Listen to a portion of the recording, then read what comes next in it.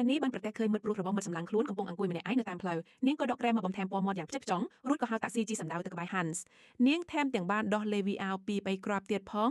ដើម្បីធ្វើពុតជាជួប Hans ដោយចៃដន្យអ្នកទាំងពីរបានដើរទៅកាន់ជ្រុងស្ងាត់មួយបរិយាកាសចាប់ផ្ដើមប្រែជាស្និទ្ធស្នាល Hans ព្យាយាមចូលទៅគៀកក្បែរនាងប៉ុន្តែ Annie ស្រាប់តែរុញគេចេញនាងគិតក្នុងចិត្តថានាងមិនអាចបណ្ដោយឲ្យគេបានខ្លួននាងងាយៗបែបនេះឡើយ Annie ក៏អង្គុយចុះយំធ្វើឲ្យ Hans គ្មានជម្រើសអ្វីក្រៅពីចូលទៅលួងលោមនាងបន្ទាប់មកអ្នកទាំងពីរក៏បានចាក់ចេញទៅជាមួយគ្នាដោយជិះឡានតែមួយក្នុងឡាន Annie បានធ្វើពុតជាទាញសម្ពុតឡើងបន្តិចដោយចេតនាដែលធ្វើឲ្យខ្សែភ្នែករបស់ Hans សម្លឹងមកនាងមិនដាក់ភ្នែកឡើយចំណែកឯ Annie វិញធ្វើពុតជាមិនដឹងអីទាំងអស់មិនយូរប៉ុន្មាន Hans ក៏បានដើរតាម Annie រហូតដល់មុខផ្ទះគ្រាន់តែចូលដល់ក្នុងផ្ទះភ្លាម Annie ក៏បិទទ្វារក្រឹបរួចរំលឹក Hans ឲ្យត្រឡប់ទៅផ្ទះវិញ Hans ហាក់មានចិត្តរ៉ារ៉េមិនចង់ចាក់ចេញឡើយ Annie និយាយថាការនៅជាមួយគ្នាពិតជាមានអារម្មណ៍ល្អណាស់ទោះបីជាទំនាក់ទំនងនេះវាស្មុគស្មាញបន្តិចក៏ដោយប៉ុន្តែនាងសម្រេចចិត្តថានឹងស្មោកត្រង់នៅថ្ងៃនេះនាងបានថោកថ្ព Hans មួយខ្សិតរួចក៏ប្រញាប់បិទទ្វារទុកឲ្យ Hans ឈរធ្មឹងម្នាក់ឯងនៅខាងក្រៅ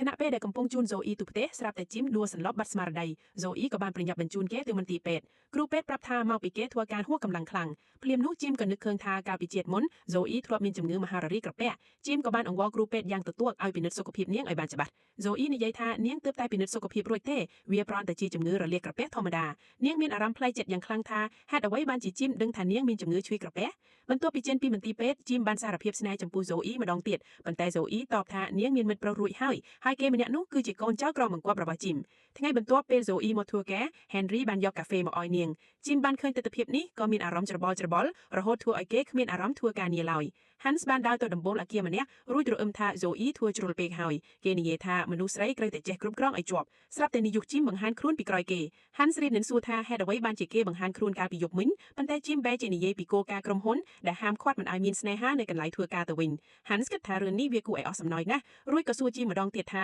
ហេតុអ្វីបានជាគេតាមដាន Zoe កាលពីយប់មិញ Jim ក៏ដកទូរស័ព្ទបង្ហាញផែនទីរួចប្រាប់ថាមានឃ្លាំងរបស់ក្រុមហ៊ុននៅក្បែរនោះហើយគេក៏ចៃដន្យឃើញ Zoe កំពុងជួបបញ្ហាពេលគេចុះទៅពិនិត្យការឋានបន្ទាប់មក Jim ក៏ផ្ដល់យោបល់ឲ្យ Hans សប្បាយជាមួយ Zoe ដែលធ្វើឲ្យ Hans ភ្ញាក់ផ្អើលនៅពេលឮបែបនេះ